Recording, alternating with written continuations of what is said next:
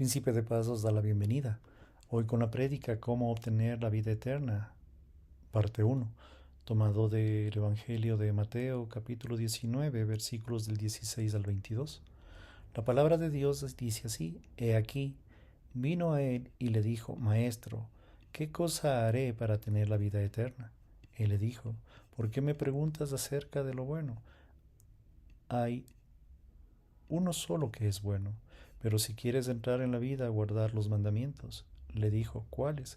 Jesús respondió: No cometas homicidio, no cometas adulterio, no robarás, no dirás falso testimonio, honra a tu padre y a tu madre y ama a tu prójimo como a ti mismo. El joven dijo: Todo esto he guardado. ¿Qué más me falta? Le dijo Jesús: Si quieres ser perfecto, anda, vende tus bienes y dale a los pobres y tendrás el tesoro en el cielo, y ven y sígueme. Pero cuando el joven oyó la palabra, se fue triste porque tenía muchas posesiones. En un viaje que realicé hace un tiempo atrás, un joven que estaba sentado a mi lado se presentó y me dijo: Señor, ¿usted sabrá cómo yo pudiera relacionarme con Jesucristo? Bueno, ese tipo de incidentes no ocurre con tanta frecuencia. Yo estaba leyendo mi Biblia en lo que lo impulsó a acercarme para hacerse esta pregunta. Parecía estar listo y ansioso para ser salvo, y yo le dije: simplemente cree en el Señor Jesucristo y acéptalo como tu Salvador. Él dijo: me gustaría hacerlo. Entonces oramos juntos. Yo me emocioné con lo que estaba sucediendo, pero después no tuve éxito en mi intento de darle seguimiento a su compromiso. Desde entonces descubrí que no tenía un interés permanente en las cosas de Cristo, en mi opinión. Algunos de ustedes que han compartido el Evangelio de Cristo con otras personas han experimentado esas ocasiones en las que alguien a quienes ustedes dijeron que Cristo nunca muestra cambio alguno en su vida. Si ustedes han estado luchando por saber por qué sucede esto, entonces creo que encontrarán la respuesta a esta lección. Yo no creo que entendí totalmente lo que eso sucedería hasta que entendí Mateo 19, versículos del 16 al 22. Podríamos decir que este pasaje es un ejemplo de la verdad claramente expresada en Lucas capítulo 14, versículo 33. El Señor dijo: Cualquiera de vosotros que no renuncie a todo lo que posee no puede ser mi discípulo. Esa es una verdadera verdad. La salvación no es necesariamente por las personas que dice una oración o que piensa que necesita a Jesucristo. Es para las personas que renuncian a todo. Debe haber voluntad de abandonar todo para la salvación que sea genuina. Examinemos el texto. Entonces vino uno y le dijo: Maestro bueno, ¿qué bien haré para tener vida eterna? Y él le dijo: ¿Por qué me llamas bueno? Ninguno hay bueno sino uno, Dios.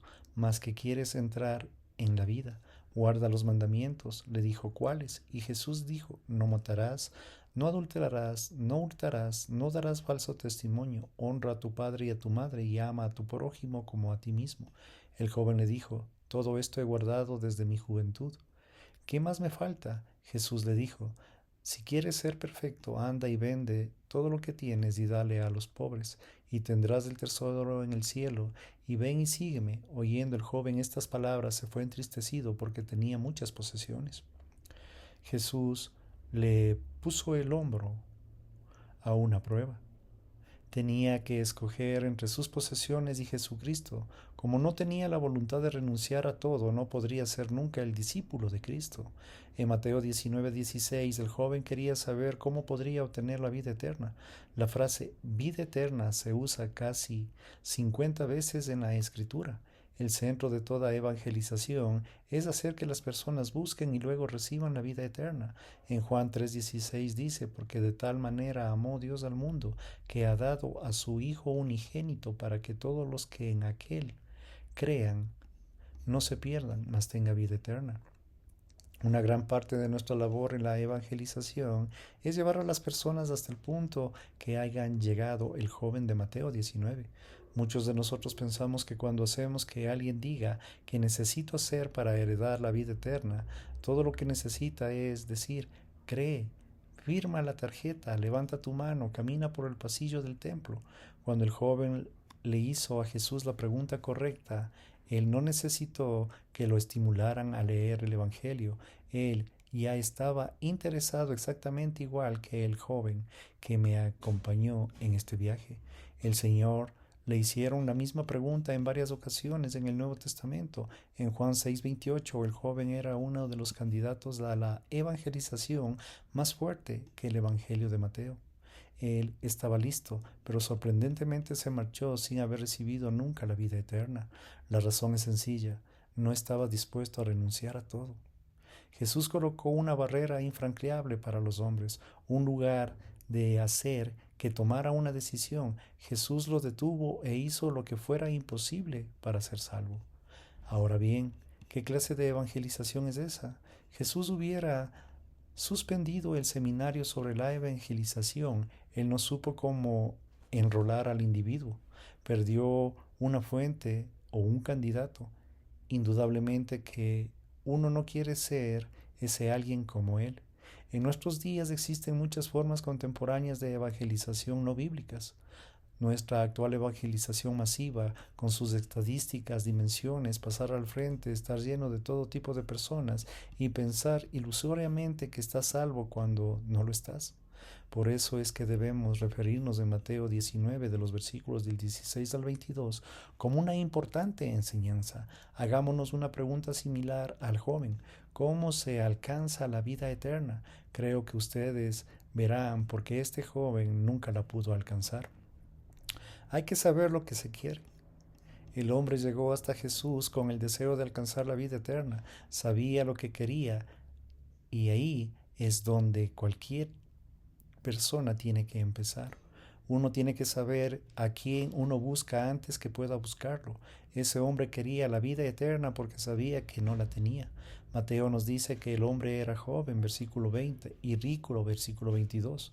Lucas nos dice en Lucas 18:18 que era un hombre principal, y creo que era probablemente un jefe de una sinagoga. Mateo capítulo 9, versículo 18, Lucas 8, versículo 41, lo cual era extraordinariamente raro en un joven. Como líder religioso judío, probablemente debió haber sido devoto desde honesto en los términos de su relación con el judaísmo, rico, destacado e influente. Tenía todos los términos en su cultura y su medio religioso. Era sorprendentemente que un hombre a su nivel llegara hasta Jesús y admitiera que no tenía la vida eterna. Un hombre que no había encontrado la realidad que le dijera descansa a su alma. Le faltaba una paz fiable y permanente en el gozo y la esperanza. Vino a Jesús por el motivo de una necesidad que sentía. Había intranquilidad y ansiedad en su corazón. Había un sentido de insatisfacción y él sabía de lo que le faltaba: la vida eterna. Pero ¿cómo lo sabía? Los judíos entenderían el concepto de la vida eterna, dado que la vida es la capacidad de reaccionar en el medio. La vida eterna es la capacidad de reaccionar ante el medio divino para siempre. Respondemos a la vida de Dios cuando somos salvos. Entramos en los lugares celestiales. Efesios 1:3. Nuestra ciudadanía adquiere un carácter divino, infinito, y estamos vivos para Dios. La vida eterna es la más que una cualidad de existencia, es una calidad de existencia. Me hago sensible a Dios, puedo responder a Él. Antes de ser salvo, yo estaba muerto en el pecado, totalmente indiferente en el medio divino. Cuando me hice cristiano, fui capaz de responder al medio divino. Los judíos conservaban la vida eterna como propio de los que viven en los templos que vendrían. El joven sabía que no tenía la capacidad de responder completamente al medio divino. Él no estaba siendo y sintiendo el amor, el descanso, la paz, la esperanza y el gozo de Dios, que son las cosas que son y nos dan seguridad y la pertenencia a Dios. Él sabía que no poseía la vida divina, sabía que no tenía vida en Dios y en su alma, sabía que no podía caminar con Dios ni estar en esa íntima comunión con Él. Había ido más lejos de los fariseos, que se conformaban con sus propias meditaciones y con orar para sí mismos. Sabían que eso estaba perdiendo una calidad de vida. Espero que entendamos que la vida eterna no es simplemente una prolongación de la vida, sino estar vivos para Dios. La idea de la vida eterna es una prolongación de la vida. Se da una perspectiva diferente a un mito griego acerca de la aurora, la diosa del amanecer. Ella se enamoró de Titón, un joven mortal. Ella no quería que él muriera, pero eso fue a ver a Zeus, el jefe de los dioses griegos. Ella le pidió que Titón no muriera nunca y Zeus le concedió su deseo. Pero Aurora se le olvidó decir que permaneciera joven para siempre. De manera que Titón vivió eternamente, pero envejeció más y más hasta que la vida se lo convirtió en un terrible castigo. Esa no es la vida eterna en un sentido bíblico. La vida eterna es el proceso de la comunión infinita de Dios con un Dios viviente. El joven rico sabía lo que quería cuando predicamos o evangelizamos. Nuestros esfuerzos deben estar dirigidos a lograr que estas personas entiendan que deben querer, anhelar la vida eterna. Gracias, queridos hermanos. Si Dios lo permite, estaremos en la continuación de esta prédica. Príncipe de paz os agradece. Bendiciones.